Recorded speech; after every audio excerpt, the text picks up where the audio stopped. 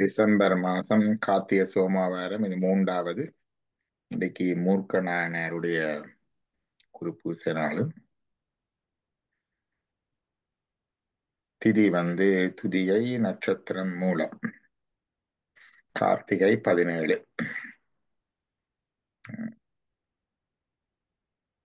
வளர்ப்புறை.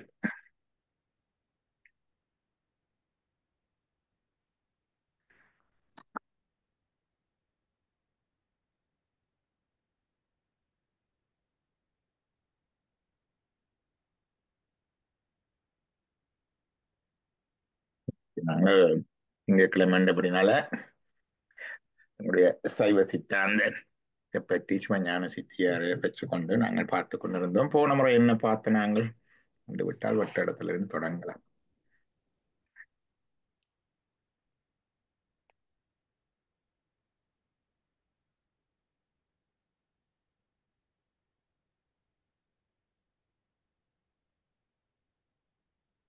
நாங்கள் முதல் பகுதியில இந்த பிரமாணங்களை ஒரு மீட்டல் செய்த வரைகிற வழி, அதுல இந்த நூல்களை வச்சறிகிறது சப்த பிரமாணம் ஆப்த வாக்கியம் என்று சொல்வார்கள். நூலை வச்சறிகிற பிரமாணத்தை பற்றி போட்டோம். எல்லாரும் நூலை சொல்லி இதுல இருக்கு அதுல இருக்குன்னு சொல்லுவார்கள். எதை பிரமாணமாக கொள்ள வேண்டும், அதை எப்படி அணுக வேண்டும், அதில் உள்ள அணுகுமுறை என்ன, நூல்கள் என்றாலும் கூட அவற்றை அப்படியே ஏற்றுக்கொள்வ கூடாது, அதனுடைய எங்கே இருந்து வந்தது, அதனுடைய ஒத்தாரிட்டி வேலிடிட்டி பார்க்க வேண்டும். அந்த வேலிடிட்டி டெஸ்டிங் மெத்தட் ஒன்று இருக்கு சைவத்துல. அதுல உண்டு மரபு சார்ந்த முறை. மரபு சார்ந்த முறைன்றது இட்ஸ் நாட் ரேஷனல் அப்ரோச். ஒன்று மரபு சார்ந்த முறை, மற்றது அறிவு சார்ந்த முறை. மரபு சார்ந்த முறையில நாங்கள் ஒத்தாரிட்டி என்று சொல்றது யார்கிட்ட இருந்து வந்தது. மனுஷ வாக்கியத்தை விட ரிஷிகள் வாக்கியத்துக்கு அதிகாரம் கூட. ரிஷிகள் வாக்கியத்தை விட தேவர்களுடைய வாக்கியத்துக்கு அதிகாரம் கூட.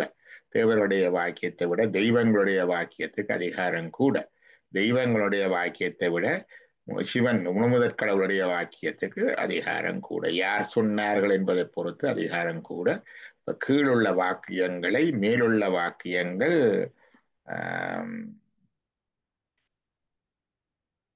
ஓவர்டேக் பண்ணலாம் அல்லது ரைட் ஓ பண்ணலாம், கான்ஃபிளிக் பண்ணிக்குள்ள. அதான் அது ஒரு முறை. இது சொல்லுபவர் யார் என்று அதிலே முறை இன்னொன்று வச்சார்கள். அது இறைவனே சொன்னாலும் அது யாருக்கு சொன்னார்ன்றதை பொறுத்தும் அதன் அதிகாரம் பெறுபடும். இறைவன் மனுஷருக்கு சொன்னது, இறைவன் ரிஷிகளுக்கு சொன்னது, மனுஷனுக்கு சொன்னதை விட ரிஷிகளுக்கு சொன்னதுக்கு அதிகாரம் கூட. ரிஷிகளுக்கு சொன்னதை விட தெய்வங்களுக்கு சொன்னதுக்கு அதிகாரம் கூட. தெய்வங்களுக்கு சொன்னதை விட தன்னோடு பிரிவின்றி சமமாக இருக்கின்ற பார்வதிக்கு சொன்னது, முருகனுக்கு சொன்னதுக்கு உயர உச்ச அதிகாரம். அதை நோக்கி சொன்னேன். அதுதான் ஆகமங்கள் எல்லாம் சொல்லுவார்கள். ஈசான தற்புருஷ அகோர வாமதேவ சத்திய வேதத்துல ஈசான முகத்திலிருந்தான் 28 ஆகமங்களும் தோன்றின. தற்புருஷ அகோர வாமதேவ சத்திய முகத்திலிருந்து இருக்கு ஜசுர் சாம மதரனுடன் 4 வேதங்களின் தோன்றின என்று சொல்வது சைவ மரபு.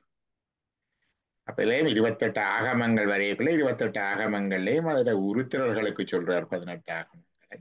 சொல்றது மற்ற சிவன்களுக்கு சொல்றார். அவரை போலே ஆதிமுத்தமிழை ஆதிமுத்தமிழை இருக்கிற சிவன்கள் இருக்கிறார்கள், அவர்களுக்கு சொல்றார். அவர்கள் சிவன்களுக்கு சொன்னது சிவபேத ஆகமம், ருத்திரர்களுக்கு சொன்னது ருத்ரபேத ஆகமம். ருத்ரபேத ஆகமங்களை விட சிவபேத ஆகமங்களுக்கு அதிகாரம் கூட. இனி இந்த 28 ஆகமங்களை விட அந்த தேவி காலோத்திரம் சர்வஞானோத்திரம் என்ற ஆகமங்களுக்கு அதிகாரம் இன்னும் உச்சம். இரண்டாவது தெய்வ தெய்வ தெய்வ தெய்வ தெய்வ உரையாடலாக வருவதால் இப்படி ஒரு வேலிடிட்டி டெஸ்டிங் மெத்தட் ஒன்று வச்சது. பிறகு அதில் சைவம் இன்னொரு வகையை கொண்டது.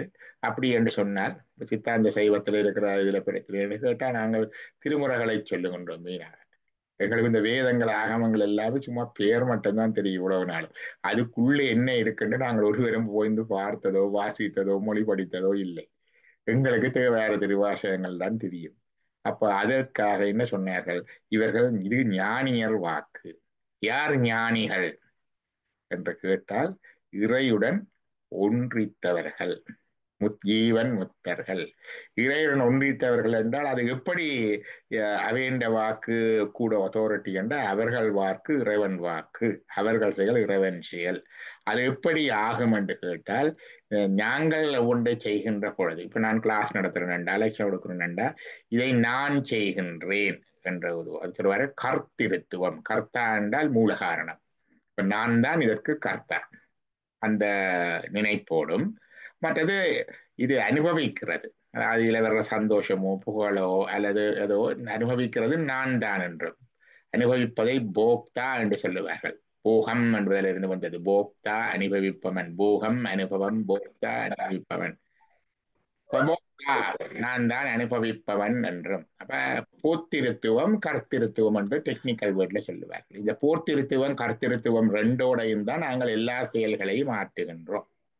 உண்மையிலே என்னென்று கேட்டால் எங்களை கொண்டு நடத்துவிப்பது இறைவன், அவர்தான் கர்த்தா.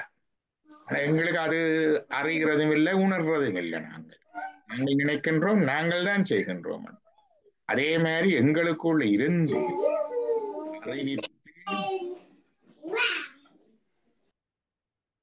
அறிவித்து காட்டி எங்களுக்கு அறிவித்து எங்களை அறிய செய்து தானும் அறிபவன் இறைவன் எங்களோடு இருந்து. அதை சொல்லுவார்கள் காணும் உபகாரம் காட்டும் உபகாரம் எங்களோட இருந்து. அதாவது நான் ஒன்றை அறிகிறேன் என்றால் யார் அறிகிறேன்? என்னுடைய ஆன்மாவினுடைய ஞான சக்தி அறிகிறது. The cognitive potency of the soul which absorbs the knowledge அறிகிறது என்றார். அப்ப அந்த அந்த ஆன்மாவுடைய ஞான சக்தி எது? ஆன்மாவுடைய சிற்சக்தியினுடைய ஒரு கூறு. ஆன்மாவின் சித்து அறிவு பொருள். அப்ப அந்த அறிவுக்கு ஒரு சக்தி இருக்கு. ஆன்ம சிற்சக்திக்கு இச்சா கிரியா ஞானா சக்திகள் உண்டு. வொலிஷனல் போட்டன்சி கிரியா சக்தி, வொலிஷனல் போட்டன்சி இச்சா சக்தி, கனெக்டிவ் போட்டன்சி கிரியா சக்தி, காக்னிட்டிவ் போட்டன்சி ஞான சக்தி, மூன்றும் உண்டு. அப்ப அந்த cognitive potency of the spirit soul, ஞான சக்தி, அதுதான் அறிவது. அதற்கு அறிவிப்பதார் என்று கேட்டால் இறையினுடைய சிற்சக்தி. அப்ப ஆன்மாக்கின் சிற்சக்தி, இறையினுடைய சிற்சக்தி. இறையுடைய சித்தத்தி என்ன செய்யுது? ஆன்ம சித்தத்தியோடு பொருந்தி இறைவனுடைய ஞானாசக்தி ஆன்மாவுடைய ஞானாசக்தியோடு பொருந்தி அறிவிக்குது. அது இப்பவும் செய்யுது, எப்பவும் செய்யுது, அது நெடுக நடக்கிறது தான். ஆனா இப்போ எங்களுக்கு முழுக்க அறிகிறேன் என்று கேட்டா அது பொருந்தினாலும் அதன் முழு இதுகளும் தரவை விடாம இங்க அந்த ஆணவம் என்ற திரை மறைச்சிருக்குதால இதோட பிரிப்பின்றித்தான் இறை இருக்குது, எப்பவுமே இருக்குது, சக்தியும் எப்பவும் இருக்குது. ஆனா உள்ளுக்குள்ள போய் பொருந்து அந்த ரேஸ் வெளிச்சம் போகுதில்லை, சிமினி முழுக்க புகை, இந்த ஆணவ இருள். அப்ப உள்ளுக்கு போய் பொருந்ததில்லை. பொருந்ததாலே எங்களுக்கு தெரியாது, அதுதான் அறிவிக்குதுன்னு தெரியாது, அதுதான் அனுபவிக்குதுன்றும் தெரியாது, அதுதான் செய்விக்குதுன்றும் தெரியாது, அது இந்த இச்சையால தான் நான் விரும்புகிறேன் என்றும் தெரியாது. அது இந்த இச்சா சக்தி எங்களுடைய இச்சா சக்தியை பொருந்தி ஒன்றில் மோகிக்க, இச்சிக்க, விருப்பம் செய்ய வைக்குது. அது இந்த கிரியா சக்தி என்னுடைய ஆன்மாவுடைய கிரியா சக்தி கூட பொருந்தி என்னை செயலாற்ற வைக்குது. அது இந்த ஞானா சக்தி என்னுடைய ஞானாசக்தி ஆன்ம ஞானாசக்தியோட பொருந்தி அறிய வைக்குது. ஆனா எனக்குண்டா ஒன்றும் தெரியுது இல்லை. நான் தான் அறிகின்றேன், நான் தான் செய்கின்றேன், நான் தான் விரும்புகின்றேன், நான் தான் நிச்சயிக்கின்றேன் என்று இருக்கிறோம். கர்த்திருத்துவவும் என்ற போத்திருத்துவவும் என்ற இந்த நிலையிலே என்னுடைய செயல்களுடைய பயன்கள் எல்லாம் எனக்கு பின்னாலேயே கலைச்சு கொண்டு வரும் கர்மவினை.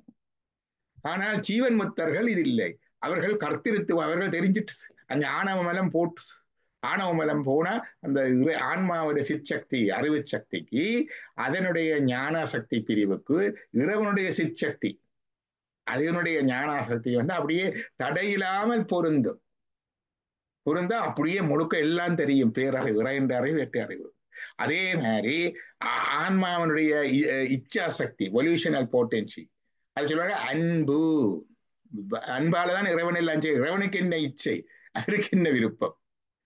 அவர் தானே விருப்பம், இன்பமும் துன்பமும் இல்லானே உள்ளானே, அவருக்கு ஒரு விருப்பமும் இல்லை. ஆனா அவருக்கு என்ன இச்சை என்றா அவற்ற மோட்டிவேஷன் இந்த ஆன்மாக்கள் தன்னை போல வர வேணும், தன்னிலைமை மன்னுயிர்கள் சார, அந்த விருப்பம் அந்த இச்சை இருக்குது. அதைத்தான் அன்பு. அது நிபந்தனையற்ற அன்பு, எல்லையற்ற அன்பு, வரையறையற்ற அன்பு, அந்தமில்லாத அன்பு, பேரன்பு. எங்களுக்கு எல்லாம் சின்ன சின்ன கொண்டிஷனல் லவ் தான் எங்களுக்கு. அப்ப அந்த இச்சா சக்தி என்னுடைய இச்சா சக்தியோட பொருந்த எனக்கும் அந்த அன்பு நிலை வருகின்றது. இதைத்தான் அருள் என்று சொல்றது. இப்படி வந்துட்டா நாங்க அருளாளர். அதே மாதிரி இறைவனுடைய கிரியா சக்தி எங்களுடைய ஆன்மா சிச்சத்தினுடைய கிரியா சக்தியோட பொருந்த எங்கட செயல் எல்லாம் இறைவன் செயலாகுது. இதைத்தான் ஒரு உச்சத்துல கொண்டே வச்சார்கள் சிவ சமவாதம் என்று. அப்ப எங்கட செயல் எல்லாம் இறைவன் செயல். எங்களுடைய விருப்பெல்லாம் இறைவன் விருப்பு. எங்களுடைய அறிவெல்லாம் அவனுடைய அறிவு. இந்த நிலையில செயலாற்றுவது நான் இல்லை அவன். அனுபவிப்பது நான் இல்லை அவன். கருத்திருத்துவவும் இல்லை போத்திருத்துவவும் இல்லை. இந்த சீவபோதம் போட்டுது. ஆன்ம உணர்வு ஆன்ம அறிவண்டது போட்டுது. சிவபோதம் வந்துட்டது. இறை உணர்வு இறை ஞானம் இறை செயல் என்ற உணர்வு வந்துட்டது. ஆன்மாக்கு தெரியுது. இந்த நிலையில அவர்கள் சொன்னதெல்லாம் இறைவன் வாக்கு. அவர்கள் செயல் எல்லாம் இறைவன் செயல். அதான் இனதுரை தனதுரையாக என்று சொன்னார் சம்பந்தர். அவர்கள் விருப்பெல்லாம் இறைவன் விருப்பு ஆனபடினால அவர்களுடைய வார்த்தை ஒத்தாரிட்டேட்டிவ், அதிகாரமுடையது. எங்க கொண்டே சைவம் வச்சது பாருங்க. இது சித்தாந்த சைவம் தமிழ் சைவத்தின் தன்மை. எல்லாம் வடமொழி என்று சொன்னா அந்த மொழியும் புரியுதில்ல, அதுல இருக்கிறதும் புரியுதில்ல. ஐயர் மேலதான் வச்சு கொண்டிருக்கிறாங்க புத்தகங்களை. நான் என்ன செய்கிறேன்னு கேட்டா இப்படி ஒரு இது வச்சது. இது மரபு ரீதியான வேலிடேஷன். இந்த புத்தகங்களை நாங்கள் நூல்களை உரைகளை ஒரு வாக்கியத்தை எப்படி வரையறை செய்கிறேன். இப்ப யார் இந்த ஞானியர்?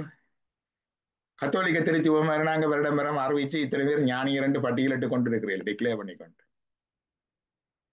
ஒரு காலத்துல ஞானிகள் என்று பட்டியலிடப்பட்ட ஆட்களை ஐயையோ இது உண்மையா ஞானிகள் இல்ல, அந்த அவர் சம்பந்தப்பட்ட குடும்பங்கள் பிரபுக்கள் வந்து காசை கொடுத்து ஞானியராக்கி போட்டாங்க திருச்சவை கொண்டு ரகசியமாக அந்த பெயர்களை எடுப்பதும் இல்லைங்கள்.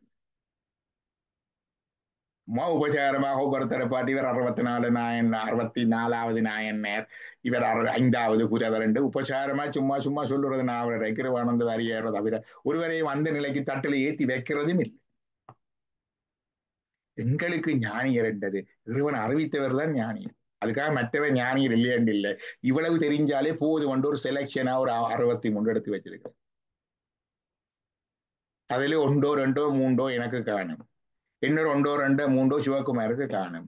இன்னொரு 1 2 3 செல்வம் அம்மாவுக்கு காணும்.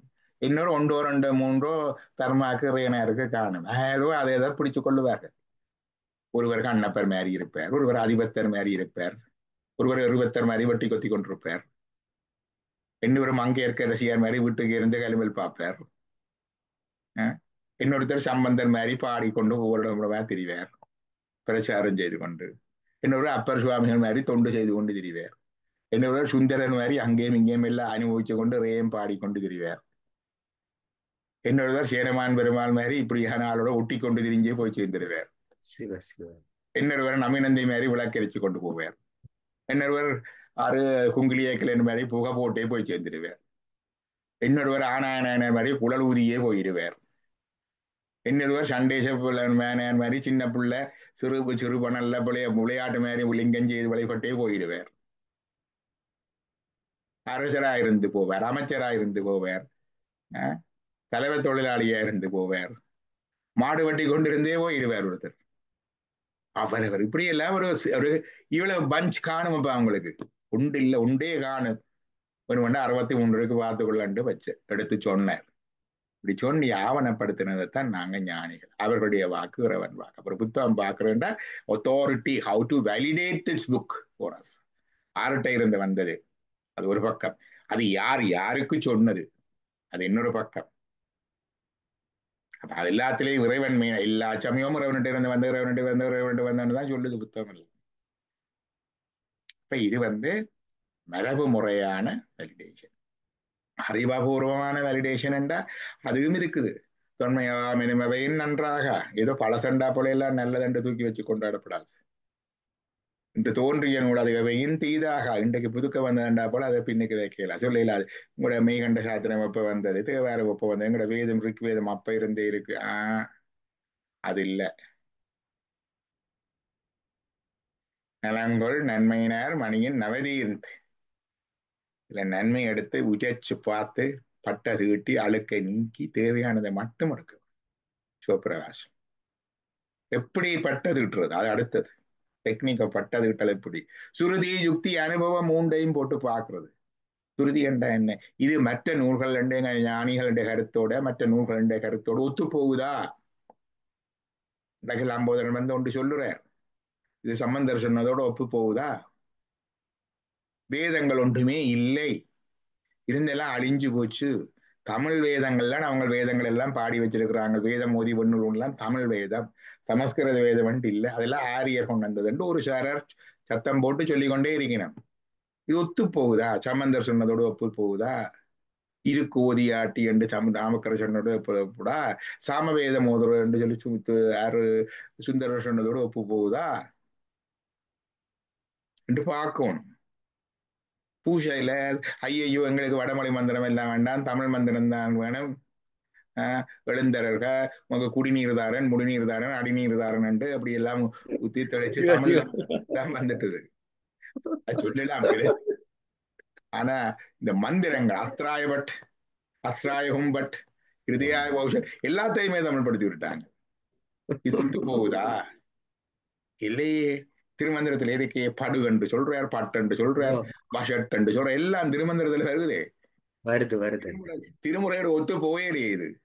இப்ப நீங்கள் கிரிய முறைகள்ல தமிழை கொண்டு வாங்க, ஐயோ எழுந்தர்களோ இருந்தர்களோ போயிட்டு வாங்கன்னு சொல்லி விடுப்போங்க, அது பிரச்சனை இல்லை. அதுக்காக இப்படி போல நமசிவாயம் தமிழா வந்துடுமே. அப்ப அங்க ஒத்து போகல. அப்ப ஒரு சொன்னார், என்ன சிவனார் அது ஒரு பேர் அவருக்கு, அது ஒரு பெரிய சண்டை, பெரிய அக்கப்போர். இப்ப கச்சாபிச்சான். இப்ப ஆறு அதை பற்றி விமர்சிச்சுட்டு இருந்தாரு, லம்போதரன் பிரெயின் வாஷ் பண்ணிட்டாருன்னு எழுதுறா, மண்டையை கழுவிட்டாரு. நான் சொல்லி என்ற உள்ளதை உள்ளபடி சொல்ல கொடுத்தானே. கொஞ்சம் பேருக்கு அவ்வளவு பயமா இருக்கு. நான் என்ன செய்யறது?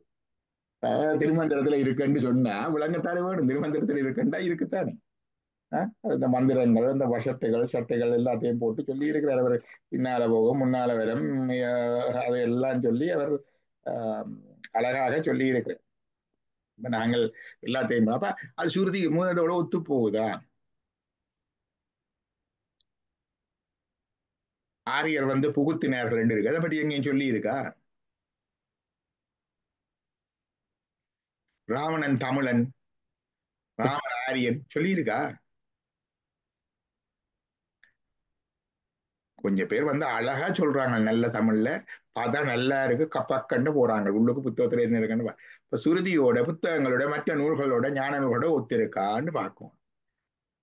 அது முதலாவது உரைகள் வலிடேட்டிங். ரெண்டாவது வந்து யுக்தி, உங்களோட பகுத்தறிவுக்கு சரியா இருக்கா? அதை அடுத்துதான் பார்க்கணும். பகுத்தறிவுக்கு சரியா இருக்கா? ஒரு சாதி கோயிலுக்கு போகப்படாது, இன்னொரு சாதி தான் போகலாம். ஒரு சாதி தண்ணி எல்லப்படாது, இன்னொரு சாதி தான் அள்ளலாம். இவ பூ கொடுக்கப்படாது, இதான் கொடுக்கலாம். இப்படி எல்லாம் சொல்லி வச்சிருக்கு, புத்தகங்களும் இருக்குது. பகுத்தறிவுக்கு சரி வருகுதா? ஆர்வனாளர்கள் அப்புறம் வடிவ பால பாடத்துல இந்த பசி தாகம் மாதிரியான எல்லா சாதியினருக்கும் இருக்கத்தக்கத பிராமணருக்கு மட்டும்தான் எண்ணம் பெற மாறுறீங்களே, இது என்ன நியாயம்? இது சுருதி யுக்தி அனுபவம் மூன்றுக்கும் பொருந்தாதே. அதுவும் சொல்லுவார்.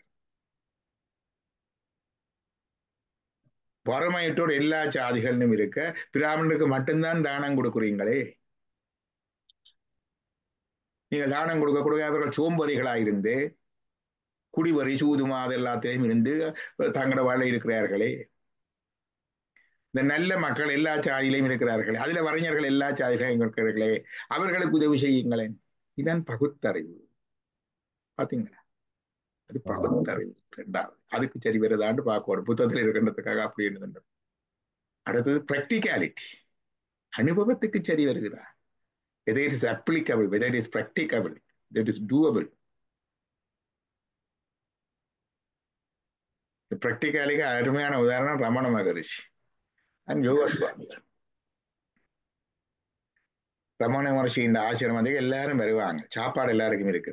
கொஞ்சம் பேர் ரொம்ப ஆச்சாரம், இந்த வெங்காயம் எல்லாம் சாப்பிட மாட்டாங்க, கொஞ்சம் பேர் சாப்பிடுவாங்க.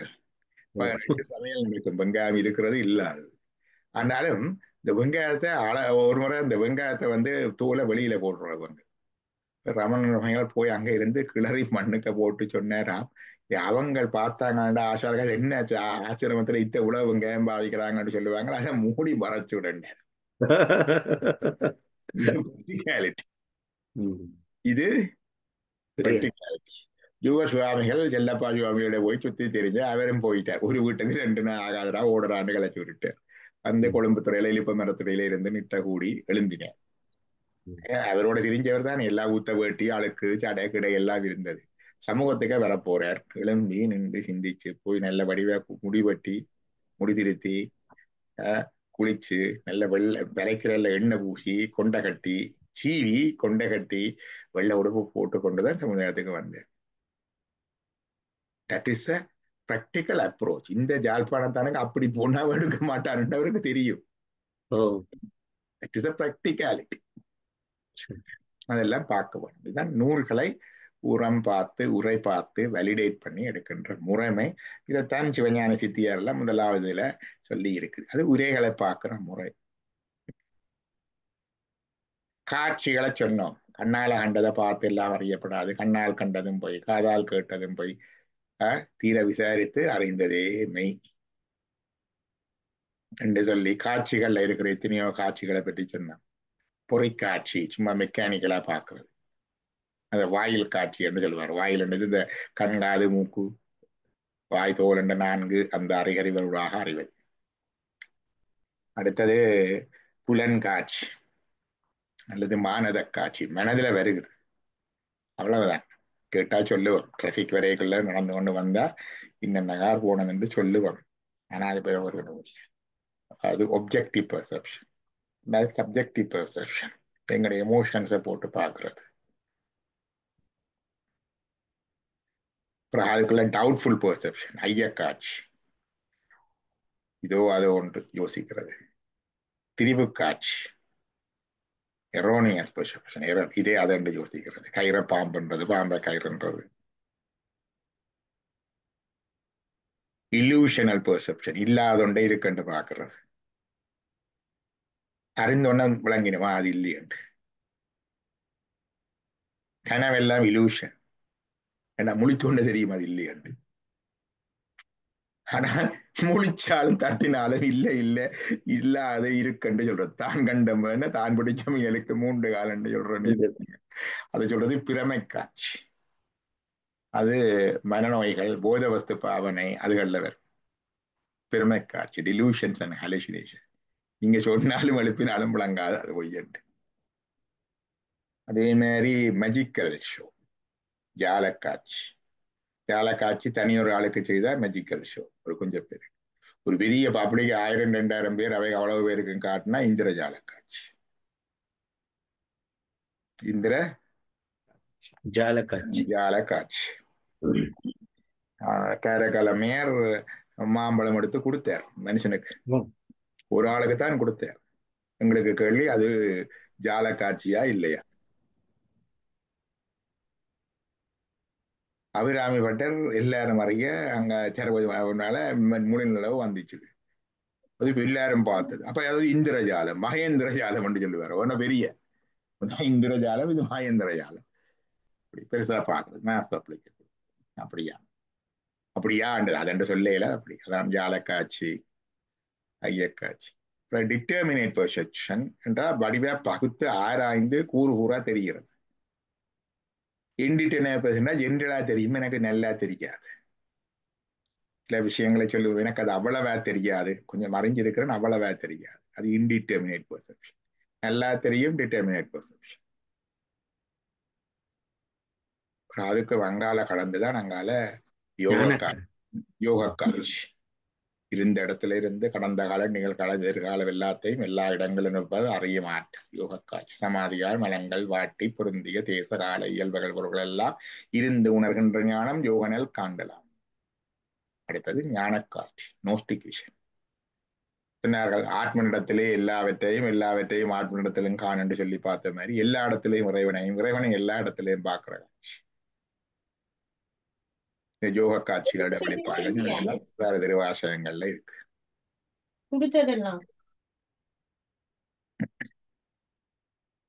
அப்ப இந்த விதத்துல நாங்கள் பார்த்து நாங்கள் காட்சி. பிறகு அனுமானங்கள், கருதல். கருதல் என்றா ஒரு கொஞ்சம் தெரிஞ்சதை தெரியாத வச்சு அனுமானித்து அறிதல், ஊகித்து அறிதல். அதுலயும் எத்தனையோ குற்றங்கள் குறைகள் எல்லாம் இருக்குது.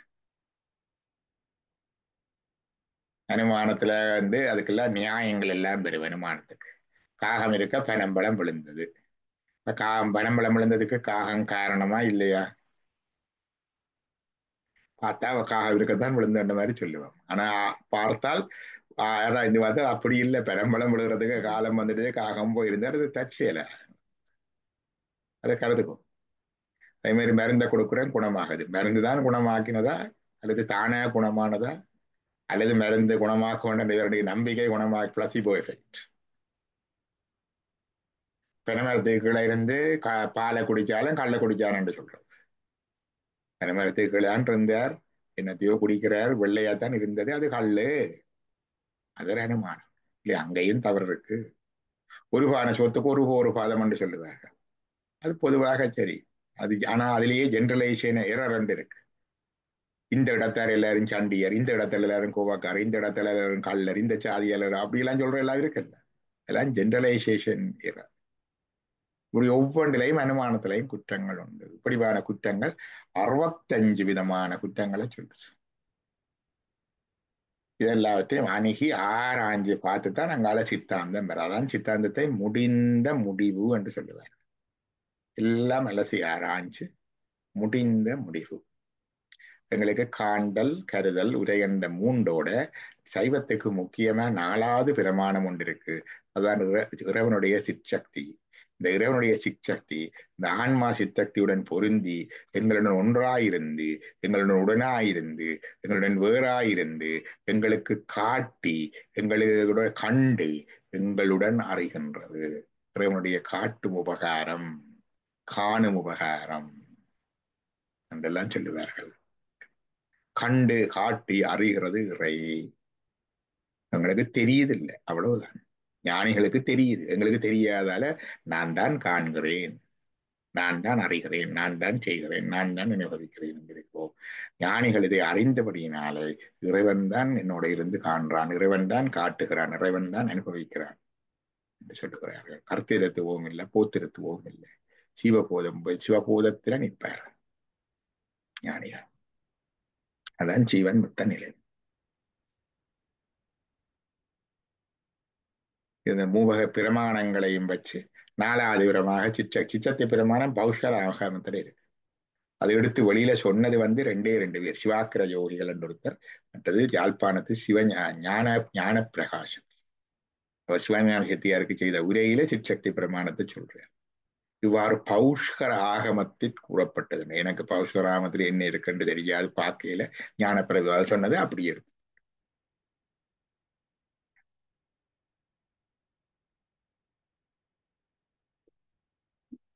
அப்ப சித்தாந்தம் என்பது ஏதோ ஒருவர் சொல்லி வச்ச புத்தகம், ஏதோ ஒரு மக்கட்கூட்டம் என்ற ஒரு தொகுப்பு அல்ல, நம்பிக்கை அல்லது சடங்கு அல்லது பாரம்பரியம் அல்லது ஏதோ ஒரு சமயம் என்பதற்கு அப்பால அப்படி எல்லாம் இருக்குத்தான். அதுகளுக்கு அப்பால அதுக்கு ஒரு ஆழமான அகலமான ஒரு அடித்தளம் உண்டு. எங்களுக்கு அது தெரியறது இல்லை, ஆனா உண்டு.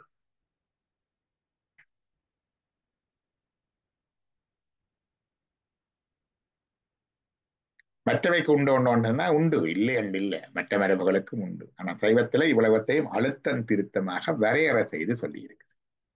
மற்றவர்களும் சொல்லுவார்கள், நூல்கள் சொல்லுவார்கள். வேதாந்திகளுக்கெல்லாம் பிரஸ்தானத்திரயம் இருக்கு, பிரம்மசூத்திரம், மற்றது பகவத்கீதை, உபநிடதங்கள் எல்லாம் பிரமாணம். எல்லாருக்குமே வேதாந்தத்துல 3 வேதாந்தம்.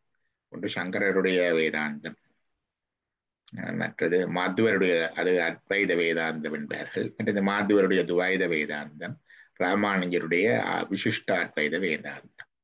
இந்த 3க்குமே இந்த 3 தான் நூல்கள்.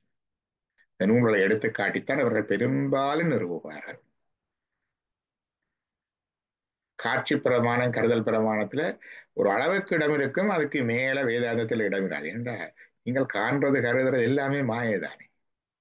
யார் காண்றது? நீங்கள் இருப்பு, நீங்களே இல்லையே பிறகு நீங்கள் கருதுறது. என்னத்தை காண்றது? இதுக்கு பாக்குறதே மாயை. இப்ப நீங்களும் மாயாவை என்னத்தை பாக்குறப்ப அங்க அந்த கருதல் அல்லது உருவான இதுகள் வந்து ஒரு அளவு வரைக்கும் போகும். சொன்னாரு புனந்துடு தடி போல அப்படியே புன வெறிய மட்டும் தடியை வச்சு உருட்டி உருட்டி அந்த எடுத்து கொண்டு தடியையும் பிணத்துல போ என்ன வீட்டையா கொண்டு போறது. அதுக்குள்ளேயே போறோம். பிணத்துக்கு ம். அதுக்குள்ளேயே போறோம். அதுக்கு குணத்துக்குள்ளதானே போறது அடிய. அது மாதிரி எல்லாத்தையும் போட்டு போறோம். அதான் வேதாந்தத்திலே. அப்ப அங்க வந்து பொதுவாக பிரமாணம் என்றது இந்த நூல் பிரமாணம் ஒன்றுதான் இருக்கு. விசிஷ்டாத்வைதம் துவைதத்துல வந்து நூல் பிரமாணத்தோட அனுமானம் மற்றது காட்சி ஒரே ஒரு அளவுக்கு ஏற்றுக்கொள்ளுவார்கள். சைவ சித்தாந்தத்துல இது மூன்றுக்கு அப்பால சிற்சக்தி பிரமாணத்தை எடுத்து இறைவனுடைய சிற்சக்தி, ஆன்மாவுடைய சிற்சக்தி. சித்து எல்லாத்துக்கும் சக்தி இருக்குது. ஆன்மாவும் சித்து, இறைவனும் சித்து. இறைவன் இயல்பாகவே எல்லாம் உணர்ந்த முற்றறிவுள்ள ஆனந்தமயமான சித்து, சச்சித் ஆனந்த இறைவன். ஆன்மா சிற்றறிவும் கருவிகரணங்களும் ஒரே ஒரு சுவாமி அறிவு. முற்றறிவு. சுவாமி முற்றம். ரெண்டும் சித்து, ரெண்டுக்கும் சக்தி உண்டு. இந்த சித்தத்தை இந்த சித்தத்தையோட பொருந்து நின்று அறிவிக்க இது அறியும்.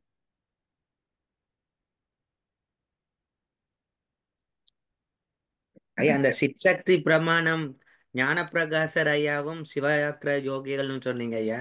உம் அப்ப இப்ப உள்ள சுவாமிமார்கள் சிவாக்கிர யோகிகள்னு வச்சுக்கொள்றாங்க. அது சுவாக்கிர யோகி என்பது அவருடைய சம்பிரதாயத்துல வந்த ஒன்று. நல்லா ஒரு பிரசங்கம் செய்து கொண்டு வந்தவர். என்ன வந்தவர் என்று இறந்த காலத்துல தான் சொல்றேன். சரி.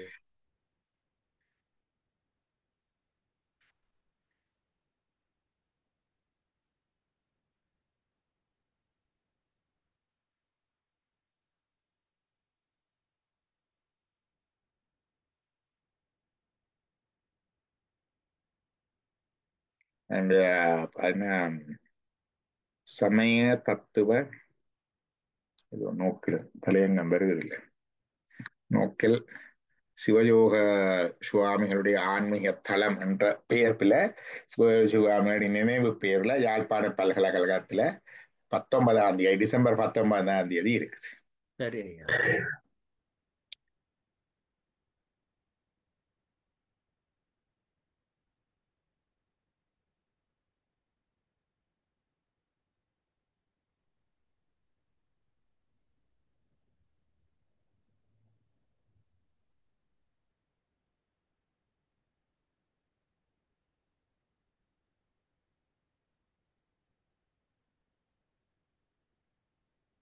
ஏதாவது கேள்விகள் இருக்குதோ?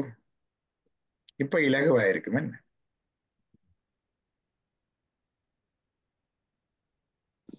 ஓம் டாக்டர், எனக்கு ஒரு கேள்வி இருக்கு. இந்த இடையில சொன்னீங்களா, அது நடுவுல எழுதினா அந்த சிவ டேஷ் அங்கால பாதம் என்று வருது. அது ஏதோ ஒரு நடுவில் ஒரு சொல் என்னன்னு தெரியல. இன்றையதான் நான் புது சொல்ல இருக்கு. சிவபோதமா? இல்ல இல்ல, இப்ப இந்த நீங்கள் வந்து அந்த ஞான சக்தி, சித் சக்தி, இச்சா சக்தி, கிரியா சக்தி மூலம் அறிவிக்கிறார் இறைவன் சொன்னேன் நீங்கள் எல்லாம் ஆன்மாக்களுக்கு. அதுல அப்படி சொல்லி கொண்டு வரைகளோ ஒரு சிவ பாதம் தான் எழுதியிருக்கேன். ஆனா சிவ அங்கால நடுவுக்குள்ள ஏதோ ஒன்று வரணும் டாக்டர். நீங்கள் அதுண்டே தான் அந்த வேர்ட் சொன்ன, நீங்கள் அது அந்த நடுவான விட்டுட்டேன். நானும் விட்டுட்டேன். அதுதானே டாக்டர், உங்க சச்சங்கத்துல இருக்கிறவையா இருக்குன்னு தெரியுமோ தெரியும். இல்ல இல்ல அதே அது இல்ல, வந்து அது இல்ல, சிற்சக்தி பிரமாணம். அது அந்த முதல் சொன்னது செல்வா. சொற்களை விட்டுட்டு கருத்துக்கு வருவோம். சொல்லும் பொருளும் கடந்து கருத்துக்கு வருவோம். கருத்துக்கு வரைக்கும் என்றால் நீங்கள் ஆன்மா, நீங்கள் அறிகிறீர்கள். இப்ப இதெல்லாம் அறிகிறீங்கன்னா நீங்கள் ஆன்மா தானே. உங்களுடைய ஆன்மாவில ஆன்மா அறிவு பொருள், சித்து பொருள். உங்களுடைய ஆன்மாவுக்கு ஒரு அறிகிற சக்தி இருக்கு, சிற்சக்தி. அந்த சக்தியின் கூறுகள் தான் உங்களுடைய இச்சா சக்தி, மோட்டிவேஷன், உங்களுடைய கிரியா சக்தி, உங்களுடைய ஆக்ஷன், உங்களுடைய ஞானாசக்தி, உங்களுடைய அறிவு. அறிகிறது எது என்று கேட்டா உங்களுடைய ஞானாசக்தி, சிற்சக்தியினுடைய ஞானாசக்தி. அறிகிற சக்தி தான் அறியுது. சரிதானே? ரைட், முடிஞ்சது. இப்ப நீங்க நினைக்கிறீங்கள் உங்களோட இச்சா ஞான கிரிய சக்திகள்ல நீங்களே இச்சித்து மோட்டிவேட் பண்ணி நீங்களே செயலாற்றி கிரியைகளாக நீங்களே அறைகிறீர்கள் நீங்க நினைக்கிறீங்க இல்லையா? இவ்வளவு கஷ்டப்பட்டுலாம் எழுதி இல்லையா? தர்மா உண்மையில கொட்டினதான் அது விளங்கிட்டு கருத்து சரிதானே? ஆனால் உங்களுக்கு என்ன நடக்குது என்றால் நீங்கள் இல்லை, உங்களுக்கு அறிகிறதுக்கு முதல் அது ஒரு உங்களோடையே இருக்கிற இறைவன் இருக்கிறார் ஆன்மாவோட. அந்த இறைவனுக்கு ஒரு சக்தி இருக்குத்தானே, சிற்சக்தி. இறைவனும் அறிவுப்பொருள், அவற்றை சிற்சக்தி இருக்குதுன்னு. அவற்றை சிற்சக்தி தான் அதுக்கும் இச்சா ஞான கிரியை இருக்குது. மோட்டிவேஷன், ஆக்ஷன், நாலேஜ் இருக்குது. அதுகின்ற மோட்டிவேஷன் அன்பு. நாங்கள் எப்படி முழுமையா அவரை போல வரணும் பண்றது. அந்த மோட்டிவேஷன் உங்களோட மோட்டிவேஷனோட பொருந்தும். அதாவது இறைவனுடைய சிற்சக்தியினுடைய இச்சா சக்தி உங்களுடைய சிற்சக்தியுடைய இச்சா சக்தி கூட பொருந்தி உங்களை மோட்டிவேட் பண்ணும். சரியோ? அப்ப நீங்க கிளாஸுக்கு வாரீங்க, சரி. பிறகு இறைவனுடைய கிரியா சக்தியினுடைய இறைவனுடைய சிற்சக்தியினுடைய கிரியா சக்தி பிரிவு, அவற்றை ஆக்ஷன் பொட்டன்ஷியல், கனெக்டிவ் பொட்டன்சி, அது உங்களோட ஆன்மா அறிவுற சக்தியோட கிரியா சக்தி செயலாற்று ஆற்றலோட பொருந்தி உங்களை செயலாற்ற வைக்குது. சரியோ? அதான் நீங்க இருந்து நோட்ஸ் எடுக்கிறீங்க, சிந்திக்கிறீங்க, யோசிக்கிறீங்க, கேள்வி கேட்கறீங்க. ஆனாலும் உள்ளுக்கு அதுக்கு போய் அறிய வேணும், ஒரு தெளிவு வரணும் உள்ளுக்கு. அந்த அறிவு நீங்க எப்படியா எழுதி வைக்கலாம் அல்லது பாடமாக்கி மனசுல கூட வைக்கலாம். உள்ளுக்கு போகணும். அங்க எழுதி வச்சால் புத்தகத்துல இருக்கு, பாடமாக்கினால் மனத்துல இருக்கு, மனசுல இருக்கு. கொஞ்சம் யோசித்து சிந்தித்தால் புத்தியில வரும். இன்னும் ஆழமாக அதை விளங்கி கொண்டால் சித்தத்துக்கு போகும். ஆனா ஆன்மாக்கு போகணும். மனம், புத்தி, சித்தம் எல்லாத்துக்கும் தளம் வந்து மூளை. உங்களுக்கு டிமென்ஷியா வந்துட்டா ஒன்றும் துளைப்படாது. பிறகு எல்லாம் போயிடும். அந்த நேரம் நீங்கள் டாக்டர் சிவஞான போதம் சொன்னீங்க, சிவபோதம் சொன்னீங்க, ஒன்றும் வராது. எனக்கும் வராது, உங்களுக்கும் வராது, எனக்கும் வராது. அது விளங்கோடும். ஏன்னா மூளைதான் தளம்.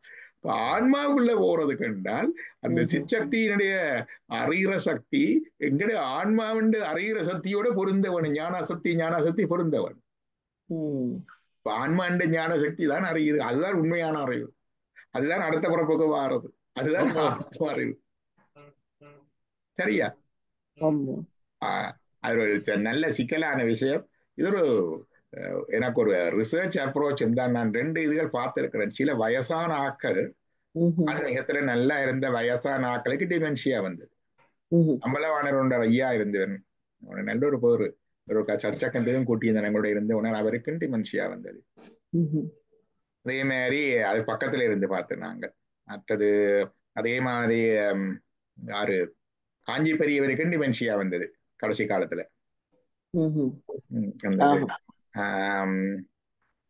பிரபுபாத சுவாமிகளுக்கு டிமென்ஷியா வந்ததோ இல்லாதோ அவருக்கு கிட்னி ஃபெயிலியர் எல்லாம் வந்துட்டு அவருடைய கடைசி நாட்கள் நல்லா டாக்குமெண்ட் பண்ணியிருக்கணும். அது நான் வாய்ச்சிருக்கிறேன்.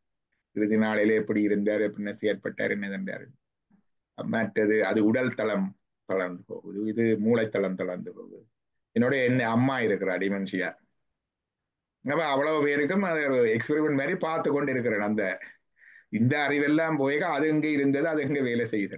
ஆன்ம அறிவு கொஞ்சம் அந்த அறிவில புரிகிறதான் அந்த அறிவு. அப்ப இதுதான் நடக்குது. அப்ப இறைவன் மோட்டிவேட் பண்ணித்தான் நாங்க மோட்டிவேட் பண்றோம். எங்கட இதை செய்யணும், அதை செய்யணும், எல்லாம் வீச்சித்து கார் கொண்டோணும்டானா, வீடு கொண்டோணும்டானா, கல்யாணம் கட்டணும்டானா, கோயிலுக்கு போகணும்டானா, சிவஞானத்தில் படிக்கணும்டானா, அந்த மோட்டிவேஷன் அங்க அவர் தான் வருகிறது.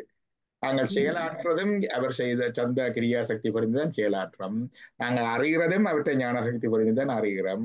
மொத்தத்தில் எங்களோட ஒன்றாக உடனாக வேறாக இருக்கின்ற இறைவனுடைய சிற்சக்தி எங்களோட இருந்து கண்டு எங்களுக்கு காட்டி, எங்களோட இருந்து கண்டு எங்களோட இருந்து அறியுது இல்லையா? தான் சொல்லுவது கண்டு காட்டு உபகாரம் என்று சொல்றது. அப்ப உண்மையில செயலாற்றுவது இறைவன், உண்மையில அறிவதும் இறைவன், உண்மையில அனுபவிப்பதும் இறைவன். ஆனா நாங்கள் என்ன யோசிக்கிறோம், நாங்கள் தான் செயலாற்றுகிறோம் என்று சொல்றோம். ஏனென்றா இந்த இது ரெண்டுக்கு உடைய டிரான்சிஷனுக்கு இடையில ஒரு பெரிய தடை இருக்குது. என்ன தடை அது? ஆணவம் என்கிற அந்த ஆணவம் அவ அதை ஊடுருவித்தான். புகை மூடி இருக்கு சிமினிய, அதை ஊடித்தான் ஒளி வரணும் வந்த மாதிரி இது இப்படி மூடி இருக்கு. அப்ப அது போகுதில்லை, பெனிட்ரேட் பண்ணாது, ஒரு அளவுதான் பெனிட்ரேட் பண்ண. ஆணவ மனத்தின் இறுக்கம் தடிப்பு எவ்வளவுத்துக்கு அவ்வளவுக்கு இலகி கொடுக்குதோ அவ்வளவுத்துக்கு இறைவனுடைய சிற்சக்தியினுடைய ஆற்றல், இச்சா கிரியா ஞான சக்திகள் அப்படியே பெனிட்ரேட் பண்ணி ஆன்மாவுடைய சிற்சக்தியின் இச்சா ஞான கிரியைகளை பொருந்தி அவற்றை செயற்படுத்தும். ஆனா எங்களுக்கு அது அது தடிப்பு இருக்கிறதால அது இந்த முழுமை விளங்குறதும் இல்லை, எப்படி நடக்குதுன்றே தெரியாது. அந்த தடிப்பு முழுக்க போனா எல்லாம் விளங்கிட. அவர்தான் என்னுடைய செயல் எல்லாம் அவர் செயல் என்றும் இந்த பாட்டு ஒன்று இருக்கல்லே, என் செயலாம் அவன் செயல் என்றும் விஞ்ஞான சித்தியால இருக்குது. செய்தது எனக்கு இவனுக்கு செய்தது என்றும் பவமானவன் அது மாதிரி வந்துடும். வந்தா இவர் செயல் அவர் செயல், இவருடைய அவருடைய. அப்ப அந்த அந்த நிலை வந்துடும். அந்த நிலைதான் உண்மையான ஜீவன் முத்த நிலை, ஞான நிலை, முத்தி நிலை. சரியா? இந்த நேரத்துல நான் செய்கிறேன் என்ற கர்த்திருத்துவமும் போட்டுது, நான் அனுபவிக்கிறேன் என்ற போத்திருத்துவமும் போட்டு, சீவன் அறிவு உணர்வென்ற சிவபோதமும் போட்டு. இப்ப சிவபோதம் தான் நிக்குது. நான் சிவமாய் இருக்கிறது, இதுதான் சிவோகம் பாவனை. இது பாவனை இல்லை, இது உண்மை. இவ்வளவு நாளும் பாவனை, இவ்வளவு நாளும் பாவனை. சிவத்தம் நான் சிவன், நான் சிவன் நான் என்று இவ்வளவு நாளும் பாவனை. இப்ப நான் தான், இது உண்மை.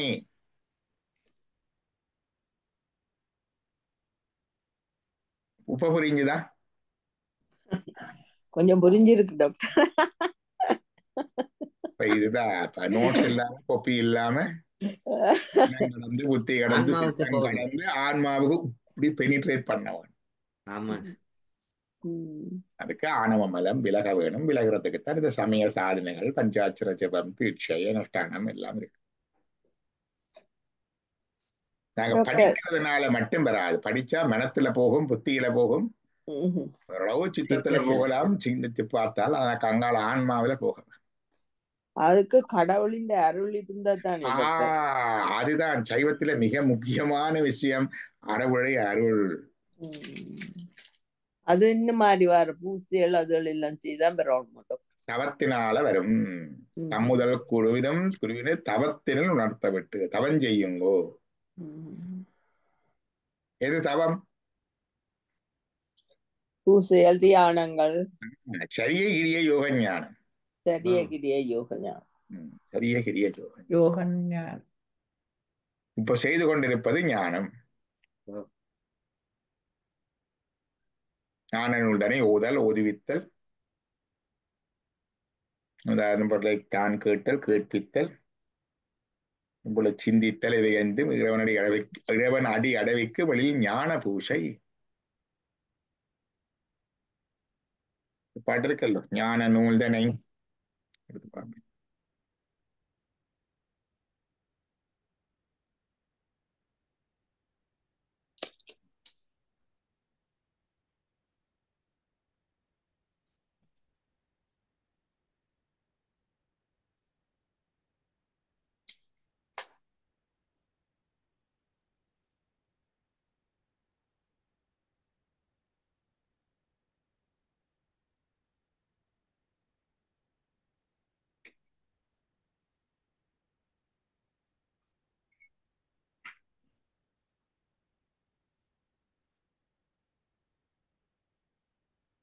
இதெல்லாம் வந்துட்டு திருச்சிற்றம்பலம். ஞான நூல் தனை ஓதல், ஓதுவித்தல், நட்பொருளை கேட்பித்தல், தான் கேட்டல் நன்றாய், ஈனமிலா பொருளதனை சிந்தித்தல் ஐந்தும், இறைவனடி அடைவிக்கும் எழில் ஞான பூசை. இது முதலா இந்த இப்படிப்பட்ட நூல்களை, புஸ்தகங்களை கேட்டு தகுந்தவரிடம் இருந்து அதை உணர்ந்தவன கேட்டு அது ஓதல் என்றா நீங்க படிக்கிறது. ஓதுவித்தல் என்னோட கால கொண்டு படிப்பிக்கிறது, படிக்க பண்றது ஓதுவித்தல். நட்பொருளை கேட்பித்தல், ஆக்களை கூட்டி சேர்த்து இதை கேட்பிக்க வைக்கிறது. நீங்க செய்யல என்னோட ஆக்களை கொழுங்கு செய்து கேட்பிக்க வைக்கிறது. தான் கேட்டல், தாங்கள் கேட்கறது இன்றைக்கு நீங்க செய்கிறது. பிறகு அடுத்தது ஈனமிலா பொருள் அதனை சிந்தித்தல், அது எல்லாரும் செய்கிறோம். ஐந்தும் இறைவனடி அடைவிக்கும் எழில் ஞான பூசை. இதுக்கு பேர் ஞான பூசை. ஞான பூசை செய்தா மற்ற பூசைகள் அவ்வளவா தேவை வராது. ஆனா மற்ற பூசைகள் எல்லாம் இதுக்கு கொண்டு விடும். விடிய காத்தால இருந்து இப்படி எல்லாம் படிப்பிச்சு கொண்டிருந்தா, எழுதி கொண்டிருந்தா பஞ்ச சுத்தி செய்து முழுமையான பூஜை செய்யலுமோ? அது குறையும், இது கூடும், அவ்வளவுதான். அதுக்கு ஊனமில்லா குற்றமில்லாத கர்மங்கள், கர்மாக்கள், நல்ல கர்மம் செய்கிறது, தான தர்மம் அதுகள் எல்லாம் செய்கிறது கர்மங்கள். தபம் தவம் செய்கிறது, ஜெபங்கள் ஜெபம் செய்கிறது, தியானம் தியானம் செய்கிறது. ஒன்றுக்கு ஒன்று உயரும். நல்ல கர்மங்களை விட நீங்க செய்யற தவம் கூட, சரிய கிரிய யோகம் அதை விட கூட, அதை விட ஜெபம் கூட. பஞ்சாட்சர ஜெபம் அதுக்கு பலனுண்டு. பஞ்சாட்சர ஜெபத்திலையும் ஜெபம் எத்தனையோ இருக்கு, காயத்ரி மந்திரம் அந்த மாதிரி. பஞ்சாட்சர ஜெபத்துக்கு பலன் கூட. பஞ்சாட்சர ஜெபத்தையும் ஜெபம் செய்யும் பொழுது மந்திரம், கீலகம், பீஜம் என்ற மூன்றோடையும் சேர்த்து செய்தால் மந்திர சித்தி வரும். மந்திரமா செய்யறதுக்கு அதை தீட்சி எடுத்து மந்திரமா எடுக்க வேணும். அதோட பீஜம் என்கிற ஓம்கார மந்திரம், ஹாம் ஹம் ஹீம் ஹூம் அதை எடுக்க வேணும். ஏதாவது உண்டோ பலவோ அதை தீட்சண பொறுத்து எடுக்க வேணும். கீலகம் என்றது அதை சும்மா வச்சு சொல்றேலே, கை குளிச்சு இருந்து அனுஷ்டானம் பண்ணி நியாசம் பண்ணி தொடுமுடம் தொட்டு பிராணாயாமம் பண்ணி நாடி சுத்தி பண்ணி கவசவேஷ்டானம் பண்ணி. ஏன் கவசவேஷ்டானம்? இதுகள் உங்களுக்கு மட்டும் இல்ல, இறைவன் வானவர் தானவர் ஆனவர்கள். இறைவனுக்கு பூதகணங்கள் பிசாசகணங்கள் எல்லாம் இருக்குது. அதுகள பூதகணங்கள் பிசாசகரங்கள் ஆவிகள் வேகள் எல்லாம் உறவனுக்கு கணக்கு. அப்ப நீங்க இதுகள் எல்லாம் சும்மா அறகுறையா செய்ய வழிகிட்டா அதுகள் அட்ராக்ட் பண்ணப்படும். எல்லாரும் பெறுவீங்க நீங்க பூஜை செய்கிற இடத்துக்கு, அது வைப்ரேஷன் பெறும். ஆனா இவை அதுகள் பிழை இல்லை, உங்களால தாங்கல. உங்களுக்குள்ள அதுகளுக்குள்ள அட்டகாசங்கள் தாங்க. அதுக்காகத்தான் கவச வேஷ்டானம், அஷ்டாய் இப்படி எல்லாம் சுத்துறது, இப்படி சுத்தி போடுறதெல்லாம் அதுக்காக. அதான் சில பேர் சொல்லி மந்திரங்கள் யோகங்கள் சும்மா செய்யப்படாது, விசலாக்கி போடும், பைத்தியமாக்கி போடும், அப்படி சொல்றதே இல்லை ஊர்ல. உண்டு உண்டு. நான் நிறைய 2 பேருக்கு நடந்தது, 2 3 பேருக்கு. சின்ன வயசுலயே இதுகள்ல போய் கொஞ்சம் சித்தி பிறகு இதுகளுக்கு விழுந்து ஒரு விதமான சித்த பிரமவைக்கு வாரது, இதுக்கு வாரதெல்லாம் 2 3 பேருக்கு நடந்திருக்கு. ஒருவருடைய பேஷண்டா இருக்காரு, யங் ஆள். ஒரு முறை அவரை கூட்டிக் கொண்டு நல்லா இருந்து ஒரு ரேடியோ ப்ரோக்ராம கூட கூட்டிக் கொண்டு போனான். பிறகு அதுக்குள்ள விழுபட்டுட்டது. அதே மாதிரி தீவிரமாக செய்து கொண்டு போயக்குள்ள இந்த முறைகள் வேறு நியாசங்கள், அங்க கவச வேஷ்டா நமஸ்திராய பட்டுதுகள் புச்சைகள் எல்லாம் இருக்கும். அப்படி சும்மா எடுத்துக்கொண்டு போனா பிரச்சனை இருக்கு. அதே மாதிரி என்னுடைய கிளாஸ்மேட்டும் ஒருவர் இருந்தார். அவரும் இப்படித்தான் அதிலிருந்து நடக்கிறது ஒன்று. அவர்கள் அதுகள் தேவை. அப்ப 3 சேர்ந்தா தான் மந்திர சித்தி வரும். கீழகம் என்று சொல்லுவார்.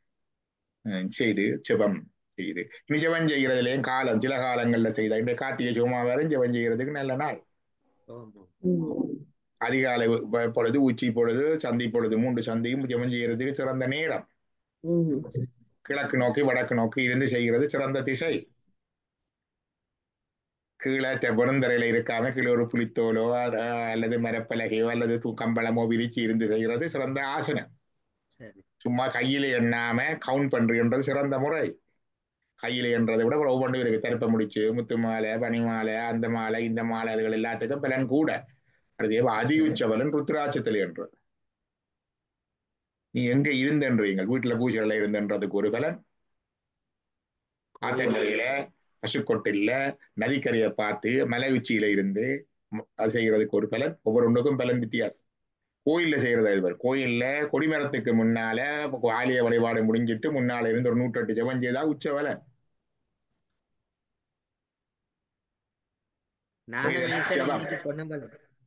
இதெல்லாம் ஜெபம். தியானம், தியானம், தியானத்துல கண்ணை மூடிக்கொண்டு கொஞ்ச நேரம் இருந்து தியானம் பண்றதோட முதல் இருக்க வேணும். உடம்பு வளைஞ்சு இருக்க வேணும். முதல் விடாத உடம்பு. இலகுவான சுகாசனத்துல இருக்கணும். நேர இருக்கணும். பார்த்தோம்ல, களத்துனா நேர இருக்கணும், நிமிந்து இருக்கணும், சுத்தமா இருக்கணும், தனித்து இருக்கணும். பிறகு மூச்சு நாடி சுத்தி செய்து சுத்தி பண்ண வேணும். பிறகு அந்த தியானத்துல போக வேணும். போகும் பொழுது அதில் ஒரு மந்திரத்தை சொல்லிக்கொண்டோ இதன்று கொண்டோ போகலாம். நல்ல உச்சம் வந்து நாங்க பாக்குற தியானம் எங்களுடைய பாவனா நிஷ்டு என்ற புருவ மத்தியில செய்கிற தியானம். அகப்பூசை 2ஆம் தீட்சி எடுத்தவர்கள் செய்கிற அகப்பூசையில பஞ்ச சுத்தியில உண்டு பூத சுத்தி. இந்த பூத சுத்தியில வந்து 3 பகுதி இருக்கு. அதுல ஒன்று வந்து இருதயத்தானத்துல பூசை அபிஷேகம், நாபித்தானத்துல ஹோமம், புருவ மத்தியில தியானம். இந்த புருவ மத்தியில செய்கிற தியானம் தான் பாவனா நிஷ்டை. 6 தத்துவங்களையும் எண்ணி பிரிச்சு நானும் நீயுமா இருக்கிற நிலை, அது பாவனையால செய்கிறது. அதுல நெடுகவே அந்த நிலைக்கு வாரது தியான யோகம். அதையே நினைத்திருக்கிறது தியானம்.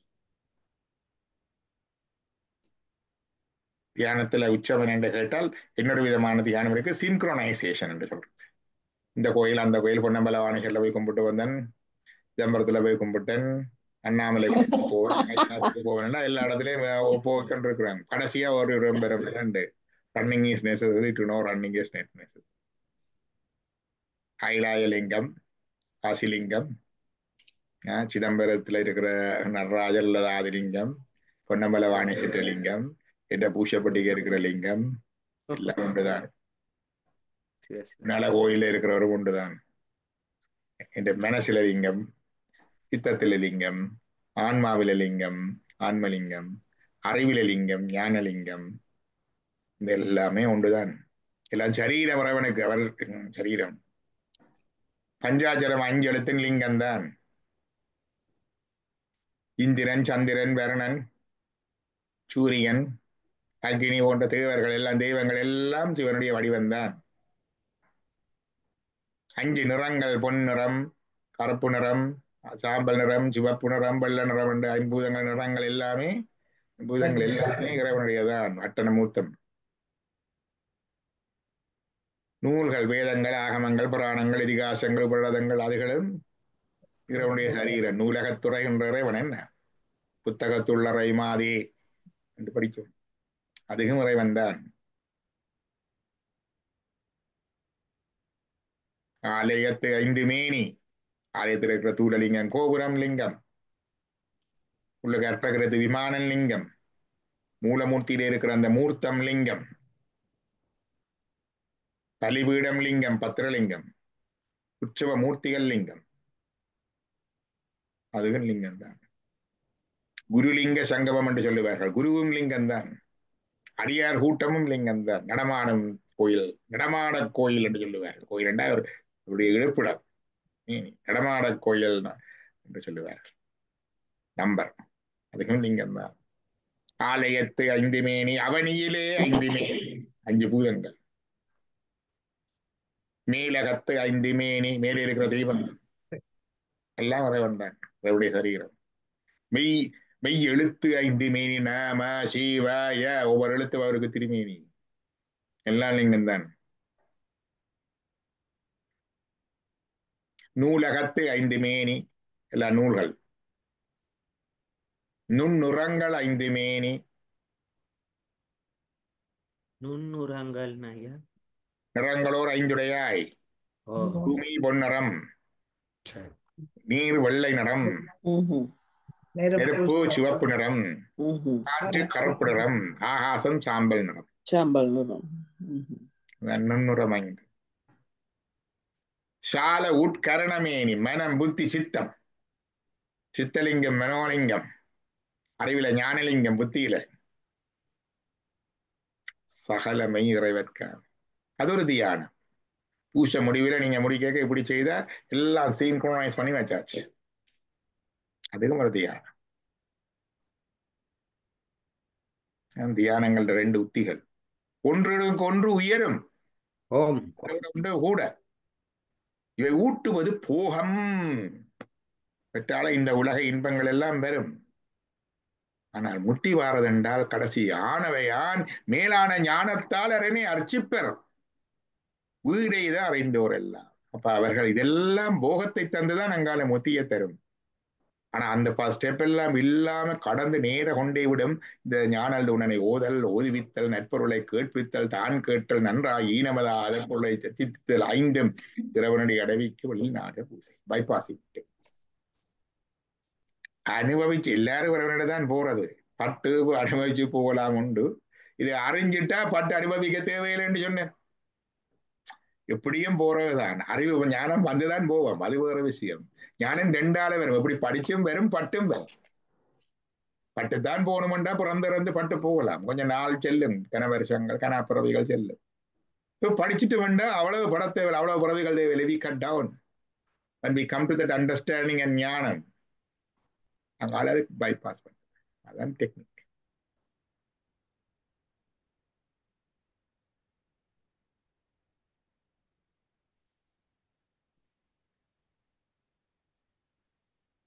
நன்றி.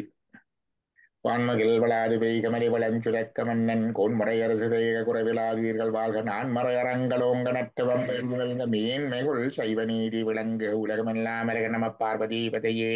ஹர மகாதேவா. நம பார்வதீபதையே.